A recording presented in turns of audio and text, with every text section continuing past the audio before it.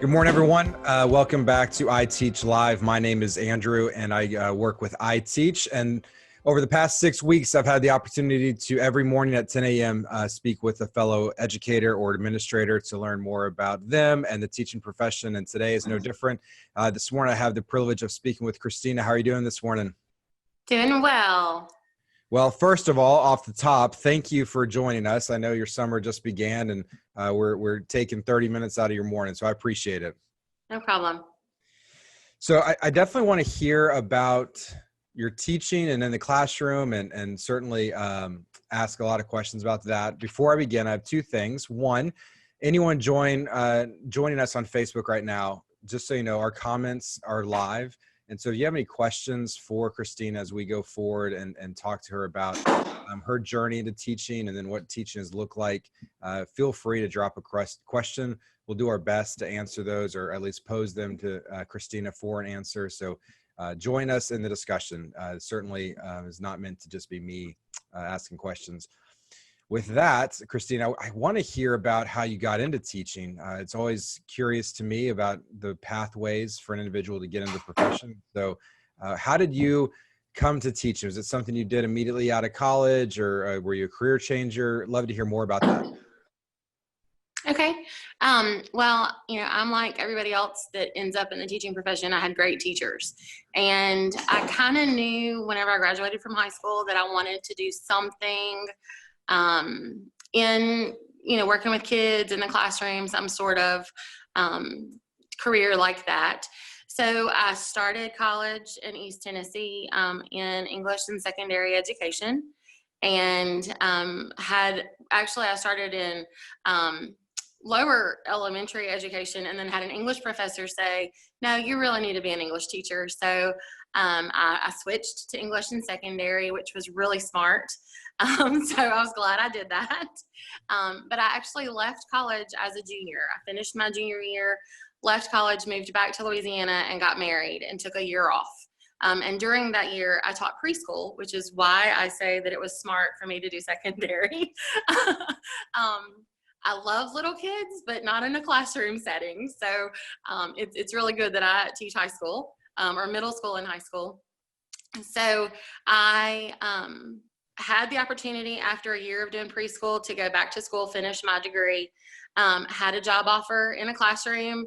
And he said, I needed a year and a semester. And he said, well, if you can graduate in August, even if you don't have all of your teaching certification, I'll go ahead and hire you, and you can work on that while you're teaching for me because I need you. So I went to work at a private school, teaching sixth grade, everything but math. And then I ended up teaching ninth grade English there as well, and kind of started doing some of the other certification stuff along the way. Then life happened. My husband had the opportunity to move home to his high school and teach with one of those teachers that really inspired him. And so we moved. And when we moved, I had to leave the program that I was in. So I started another program at Northwestern State University in Natchitoches, and started teaching at Dry Prong Junior High, 7th grade ELA. And did that from August until February. On January 30th, I actually lost 2 students in a house fire. And that was hard. Yeah. And so in the meantime, I had been volunteering with the American Cancer Society for several years, all through college, and then, married life. And the day that we found out about the fire, I was offered a job with the American Cancer Society. And I said, this is a good time for me to leave the classroom. So I worked for 2 weeks. I gave my 2 weeks notice. I actually found the teacher that replaced me in my classroom. And then I went to work for the American Cancer Society, and I worked there for 5.5 years. Still doing some education things, training volunteers, managing and fundraising events, things like that. So I still did have some of that education component and the teaching component, but really just took a detour and did nonprofit management for 8 years. I did my 5.5 years at the American Cancer Society, and then I worked for 2.5 years at the Muscular Dystrophy Association. Again, training volunteers, working with patients, and really just had a really great experience with both of those nonprofit organizations. And then, 2013 happened, and those had been a couple of really tough years as far as fundraising goes. And we had started hearing that MDA was probably going to be consolidating some offices and doing some things like that. And my husband went for a job interview at a high school, and the principal said, well, I don't need an ag teacher, but I need an English teacher. Can you teach English? And he said, I can't, but my wife can. And so he called me and he said, hey, do you want to go apply for a teaching job? And I was like, well, I have a job. I'm not really looking to change. And so I sat down with my regional director and I said, here's the deal. And she said, now might be a really good time to do something different. So I went and interviewed with him. I said, look, I'm not certified. I have this experience. I've done all this, but my journey has been twisted and has taken a lot of turns. And he said, well, we'll get you in a program. It'll be fine. We'll get it done. So I went the first day of school and met my classes. And then I worked my notice with MDA, cleaned out my office and everything, and then started back at school teaching 10th grade English. And that's, high school English is where I'm supposed to be, I think. So I did that, and I've been in the classroom ever since. And I've changed. I've done 8th grade ELA and 7th grade ELA. And this last year was actually probably the most out of my comfort zone I've been. I taught micro enterprise, which is business. So I was able to pull in that nonprofit management experience. And then I taught AP Computer Science, which is not in my wheelhouse in any way, shape, form, or fashion. It is a totally different language, and it is one I do not speak. But I did do like Adobe Photoshop and some of the more creative things. And then I also did some creative writing classes. And so I'm kind of slowly getting back to my English roots. Well, Christina, thank you for sharing that journey. It does, like you said, has some twists into it, and it's amazing just to hear how it just kept on leading you back to the classroom. Even if you're outside the classroom, you were still doing some adult training, it sounds like, and still educating, to be sure. So thanks for sharing. That's a pretty amazing journey to get to where you are now. Just to frame the discussion of your teaching and your experience, where are you teaching, and what kind of class are you in? Is it like socioeconomically or small town, big town? Can you tell us a little bit about where you are, and maybe people not familiar with where that is about it? Sure. The last 3 years I've been at Lincoln Preparatory School, which is a charter school. Our facility until now has been on the campus at Grambling State University. We are in the process of moving off that campus to our own facility. But we are primarily an African-American population, probably 85–86% African-American, a large Hispanic population as well. So, and I have students that kind of run the gamut. I have students that are very economically advantaged. Parents are professors at Grambling or at the other college in Ruston. And then I have students who, don't have a whole lot. And so it kind of, they cover the whole spectrum, the kids that are in my classes. Yeah, thank you for kind of framing that, because as we get into the discussion, if anyone's listening on, they have questions, just to know kind of where you're teaching. And if those are not familiar with the state of Louisiana, West Monroe is kind of north central. You might have seen it on TV because the Duck Dynasty family is from West Monroe. So you might have actually seen exactly where Christina does most of her life. So with that, I want to kind of dive now into teaching.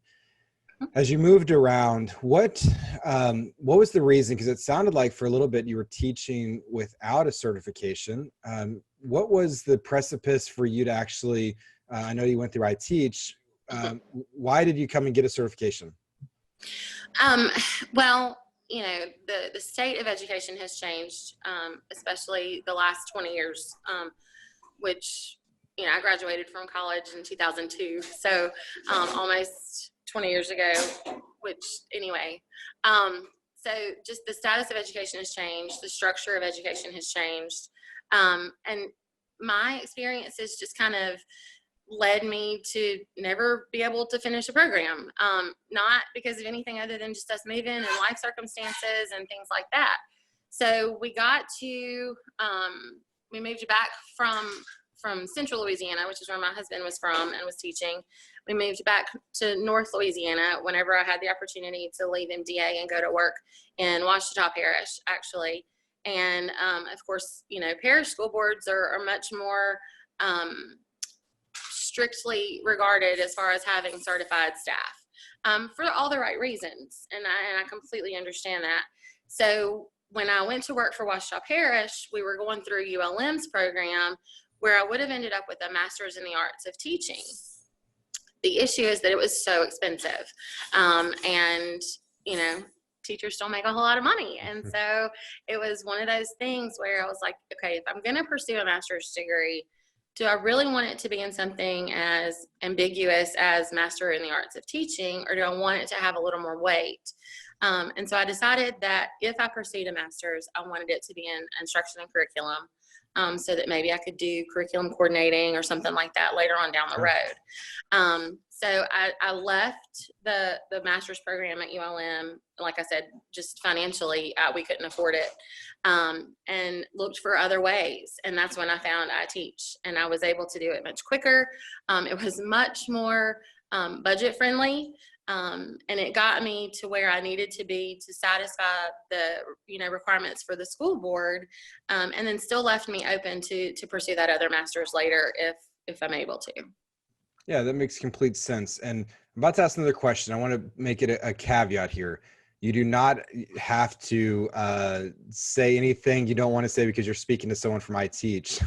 Okay. But I'm very curious about your experiences in terms of coursework, rigor, quality. You have a unique perspective that I haven't had the chance to speak with any other of my other guests on this show about what it's like to be in a university program and then our program. Again, I hope you're honest about the differences, but I'm curious if someone's out here listening to it and they're thinking about teaching, I would love to speak into kind of the differences, pros and cons maybe, of your experience.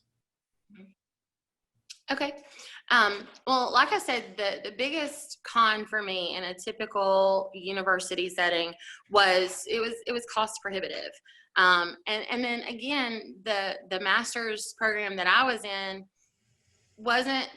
it was kind of not what I wanted a master's to be. I wanted a more, you know, a more distinctive master's degree than just master's in the art of teaching. You know, I mean, I felt like I needed more if I was putting the money forth to get a master's. Sure. So if I compare the classwork that I did with the program versus iteach, the rigor is the same. Y'all are asking for, you know, in-depth study. You're asking for lots of real probing things to think about as learning how to be a teacher or how to apply those things in the classroom.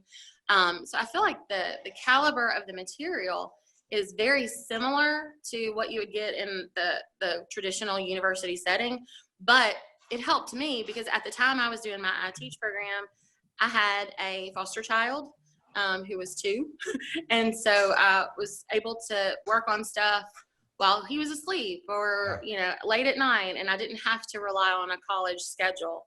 And so I was really able to make the program fit me. And that was a huge benefit to me. And then again, the cost made a huge difference as well. Yeah. Thanks for answering that. I wasn't trying to make you awkward or make a sales pitch for us, but I'm just curious because I talk to individuals who need the structure of a classroom, and they love that scheduling, the semester cohorts, and some people just really thrive and they become better educators going through the traditional route at university. And I fully respect that. I was just curious to hear your take on that. So, and I guess I'm pretty unique because I've kind of had the best of both worlds. You know, I had the classroom instruction, and then I also had a whole lot of life instruction as far as in a classroom before I pursued the certification.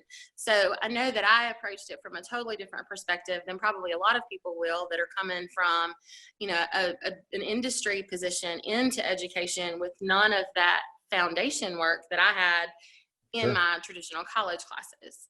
So, but the iteach program was great for me. Yeah, because you were tracking education through your undergrad too, correct? Yes. Yeah, that is unique for someone to track that way and not complete the certification through the university model. Life. So speaking of just the kind of the navigation that you took to get to teaching, there's a break, and it sounded like for multiple years that you were with business and industry.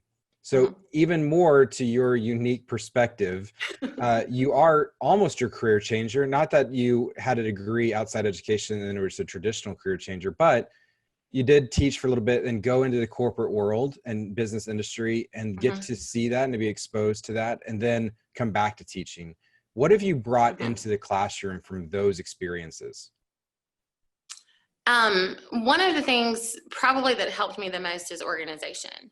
And I tell new teachers this: figure out a system that works for you.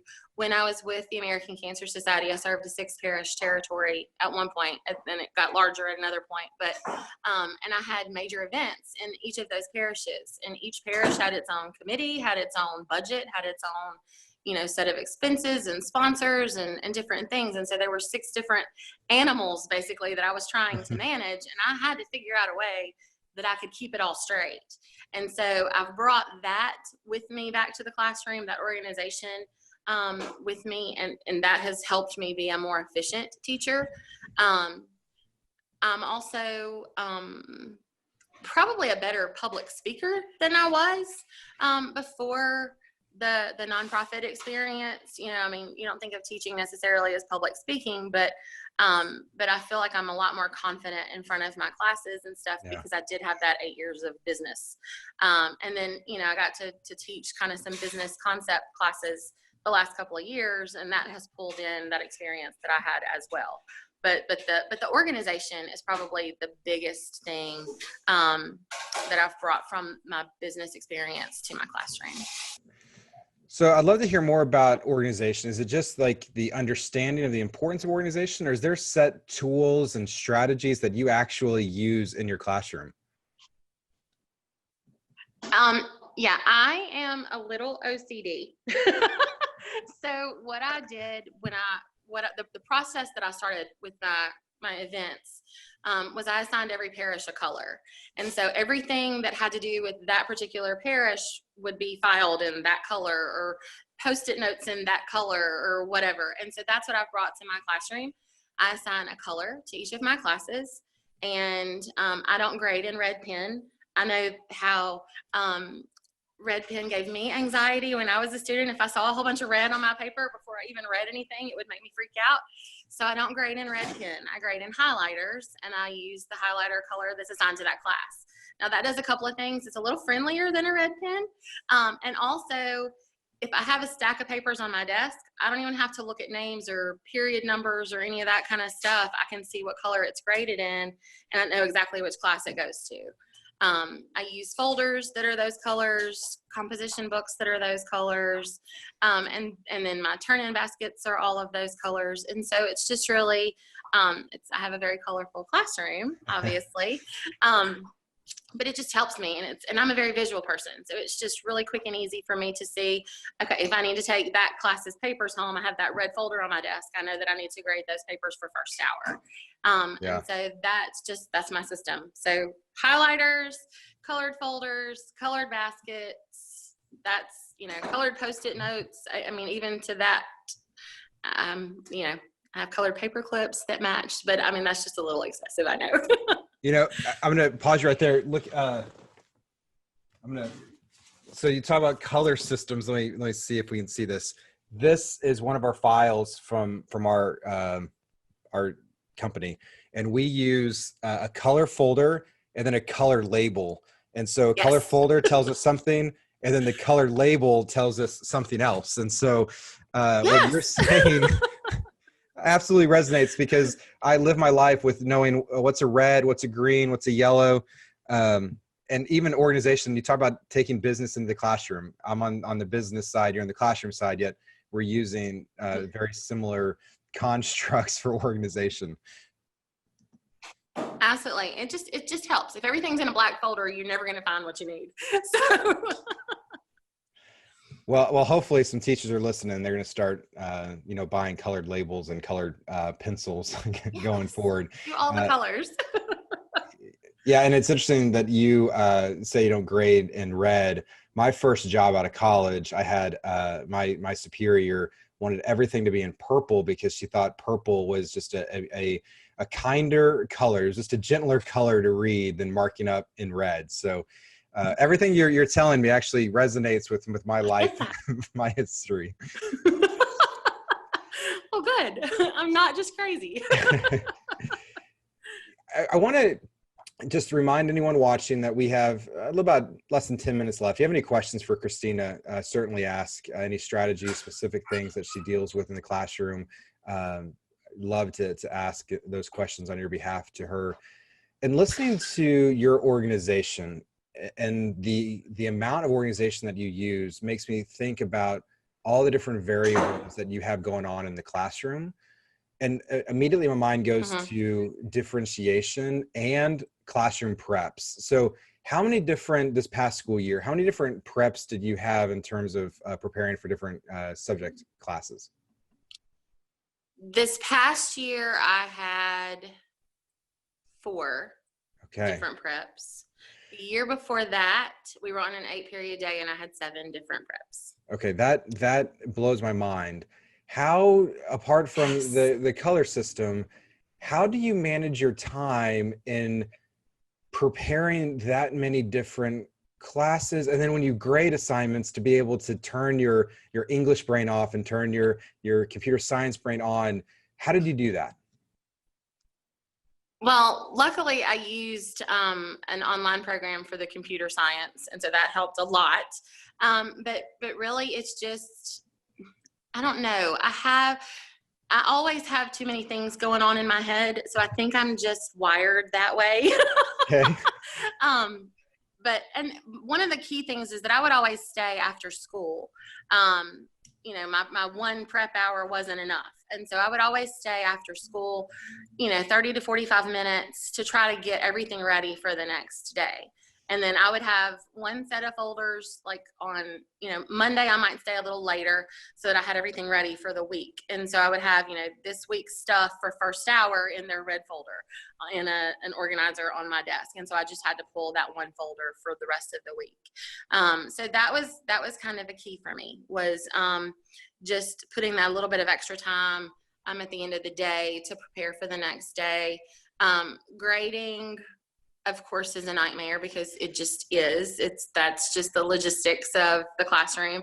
One thing I did this year, and it made a huge difference, and then I didn't realize how much of a huge difference it was going to make because, of course, we didn't know that March was going to happen. Yeah. But I had both of my creative writing classes this year completely on Google Classroom.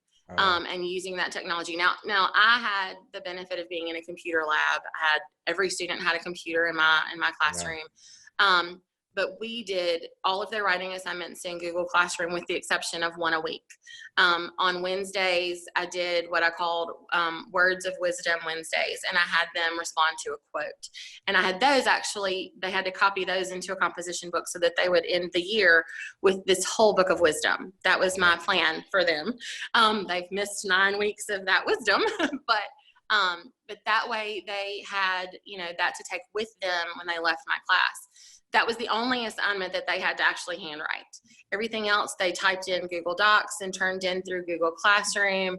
It made the grading for those assignments super quick and easy because you just log in, you read through it, you assign the grade right there, and it's just paperless. And that was novel to me because I'm an English teacher and you're supposed to have tons of paper, but I didn't have a lot of paper this year. Yeah. And that was why, because of technology. And then, I didn't know that it was going to be such a great thing to have my kids already using that system when we had to go to the remote learning and all of the online platforms.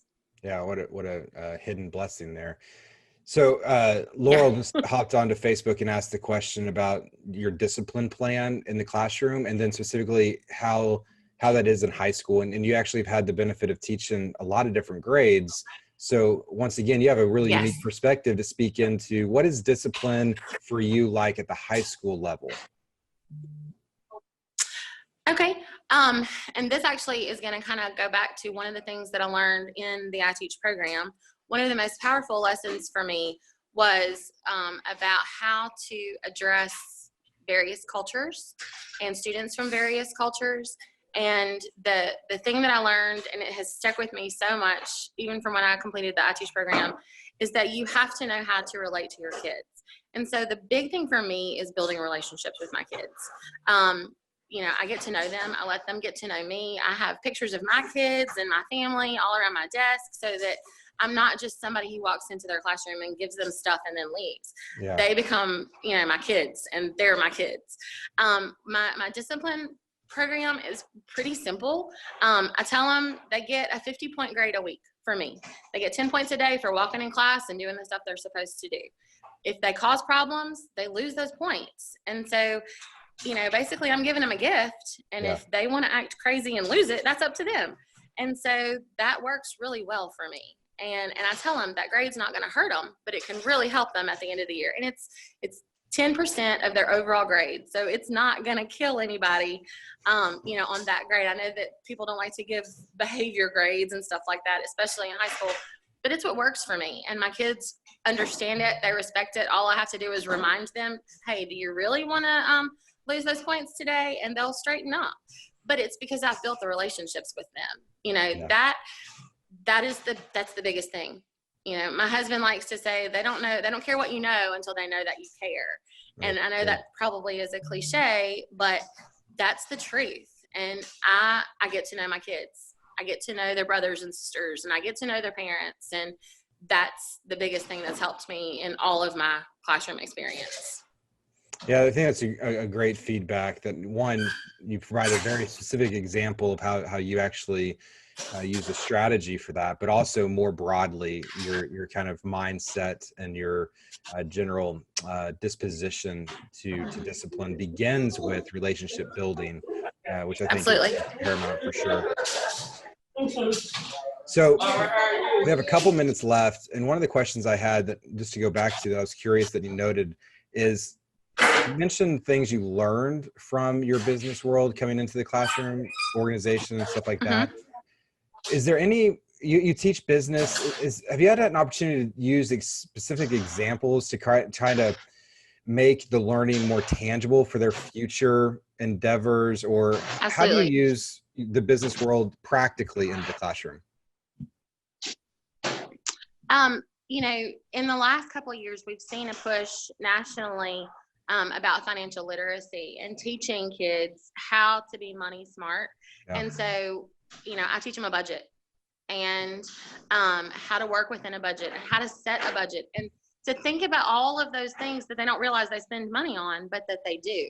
You know, nails and hair and eyelashes and all of those kinds of things cost money. And as a high school student, they don't really think about that. But whenever I'm making them look at, okay, if you're working a job and you're making this much an hour and this many hours a week and you're spending this much on rent and this much on gas and this much on food, where does the money for the hair and the nails come from? And so, you know, just helping them see a budget. And I feel like that's something that all of our students across the board, no matter what class they're in, they need to learn how to use a budget. Because that was a huge thing for me, that, you know, I was managing $100,000 events. Well, I had to know how to manage that money. And so working in a budget is probably the most practical application of the business world that I've given my kids. Yeah, no, that's really good. And I'm glad you're doing that, because I agree with you. I think that school is part what you need to do to satisfy state requirements, but it's also preparing them for life. And so sounds like you're striking a balance there, which is hopefully kids will look back on and be appreciative of that effort that you put in. I hope so. So Christina, we're kind of at the end of our time, and I want to be respectful of that. But before I go, every day I just kind of turn the mic over to you. I would like for you just to speak into people maybe thinking about the teaching profession. What's your best advice for them if they're on the fence trying to get into the teaching profession? Okay. You have to do it from your heart. You know, it's one thing to be able to just give information to a kid, but you have to also give them everything else. Unfortunately, we live in a world where, you know, a lot of times the kids are home alone and they don't have that adult role model to look up to. And sometimes their teachers are the only people that give them that role model. And so you have to be prepared for that. You're not ever going to be able to just walk into a classroom, teach your lesson, and then turn off the lights and close the door and go home. You're going to take these kids home with you. Yeah. You know, and so if you're thinking about teaching, be ready for that. Be ready to have your heart broken. Be ready to fall in love with these kids, because that's what they need. Man, that is good sound advice. It's just a heart check before you get in the profession, that it's not necessarily an 8 to 5, and it's not just you being able to regurgitate some English facts or knowledge that you have. It's Right. wholly more than that. And so that's for sure to be considerate of going in the teaching profession. It's a great profession, but it asks a lot of you. Absolutely. Yeah. Hard. It's worth it. Hard, but it's worth it.